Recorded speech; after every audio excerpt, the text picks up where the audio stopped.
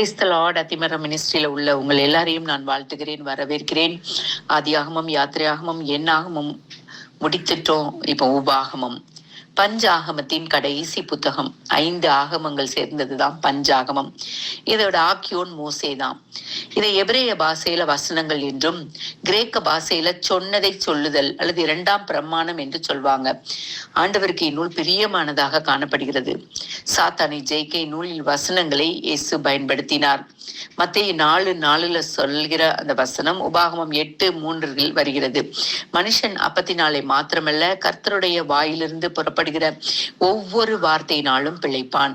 உன் தேவனாகிய கர்த்தரை பரீட்சை பாராதிருப்பாயாக. உபாகமம் 6:16, மத்தேயு 4:7. உன் தேவனாகிய கர்த்தரை பணிந்து கொண்டு அவர் ஒருவருக்கே ஆராதனை செய்வாயாக. உபாகமம் 6:13, மத்தேயு 4:10. இந்நூலின் முக்கிய கருப்பொருட்கள் என்னன்னு பாத்தீங்கன்னா, அடிமைத்தன வீடு. நீ எகிப்து தேசத்தில் அடிமையாய் இருந்தாய். உபாகமம் 5:15. உன் அடிமைத்தன வீடாகிய எகிப்து தேசத்திலிருந்து புறப்பட பண்ணின உன் தேவனாகிய கர்த்தர் நானே. உபாகமம் 5:6. நல்ல நேரம். நம்முடைய தேவனாகிய கர்த்தர் நமக்கு கொடுக்கும் தேசம் நல்ல தேசம். அது பாலும் தேனும் ஓடுகிற தேசம். எண்ணாகமம் 13:27 வருது. அது நம்முடைய முற்பிதாக்களுக்கு ஆணையிட்டு கொடுத்த தேசம். உபாகமம் 1:8 சொல்லப்படுகிறது.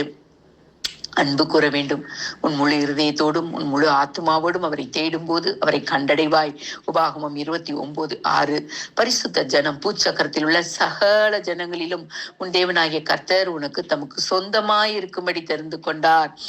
உபாகமம் 7:6. நீ உன் தேவனாகிய கர்த்தருக்கு பரிசுத்த ஜனம், கர்த்தருடைய வாசஸ்தலம். உபாகமம் 12:5. உங்கள் தேவனாகிய கர்த்தர் தம்முடைய நாமம் விளங்கும்படி சகல கோத்திரங்களிலும் தெரிந்து கொள்ளும் ஸ்தானமாகிய அவருடைய வாசஸ்தலத்தையே நாட வேண்டும். அப்பொழுது நீங்களும் உங்கள் குடும்பத்தாரும் சந்தோஷப்படுவீர்கள். தீமையை விட்டு விலகுவது. உபாகமம் 17:7. உன் தேவனாகிய கர்த்தருக்கு விரோதமான துரோக பேச்சை பேசினால் இப்படிப்பட்ட தீமையை உங்களிடத்தில் இருந்து விலக்குவீர்களாக. உபாகமம் 13:5. தீமையை உன் நடுவில் இருந்து விலக்க கடவாய். உபாகமம் 17:7. தீமையை விட்டு நன்மை செய். சங்கீதம் 34:14. இதுல பாத்தீங்கன்னா 28வது அதிகாரம் வாக்குத்தத்தங்களும் ஆசீர்வாதங்களும் அடங்கின ஒரு அதிகாரம். கவனிக்க வேண்டிய குறிப்புகள் நிறைய இருக்கு. தொடர்ந்து நம்ம பேசுவோம். உபாகமத்தை படிங்க. உங்களுக்கு ஆசீர்வாதம் நிச்சயமா இருக்கும். சந்தோஷமா இருக்கு. நம்ம பிப்ரவரி மாதம் முடியறதுக்குள்ளேயே என்ன பண்ணிட்டோம், 4 ஆகமங்களை முடிச்சிட்டோம். இன்றைக்கு 5வது ஆகமம். இன்றைக்கு நம்ம வாசிக்க தொடங்க போறோம். உண்மையிலே சந்தோஷமா இருக்கு, மகிழ்ச்சியா இருக்கு.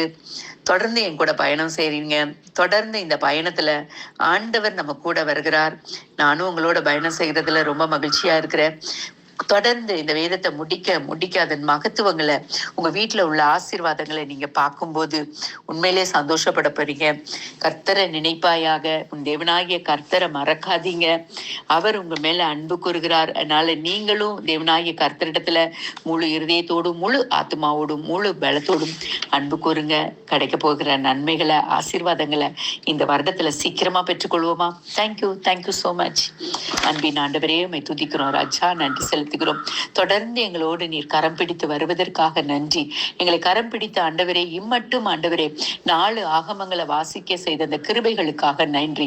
இந்த 5வது ஆகமத்துல அப்பா, நாங்கள் புரிந்து கொள்ள வேண்டிய சத்தியம், கை கொள்ள வேண்டிய கட்டளைகள், கற்பனைகள் எல்லாவற்றையும் கை கொள்ள ஆண்டவரே நாங்கள் உம்மை விட்டு விலகாமல் முழு இருதயத்தோடு முழு ஆத்மாவோடு முழு பலத்தோடு அன்பு கூறுகிற அந்த கிருபை எங்களுக்குள்ளே உண்டாவதாக. ஒவ்வொருவரையும் அத்திமர மினிஸ்ட்ரியில இருக்கிற ஒருத்தரையும் பேராக ஆசீர்வதிங்க, பலப்படுத்துங்க. இன்னும் ஆண்டவரே, இதை எதுலெல்லாம் நாங்கள் ஷேர் பண்றோமோ எல்லா குரூப்புகளிலும் உடைய பிரசன்னம், உடைய தெய்வ பிரசன்னம், தெய்வ பாதுகாப்பு அதிகமாக இருந்து எங்களை வழி நடத்தி ஆசீர்வதிக்க வேண்டும் என்று மீட்பரின் பாதம் பணிந்து கெஞ்சி மன்றாடுகிறோம் நல்ல பிதாவே. ஆமென்.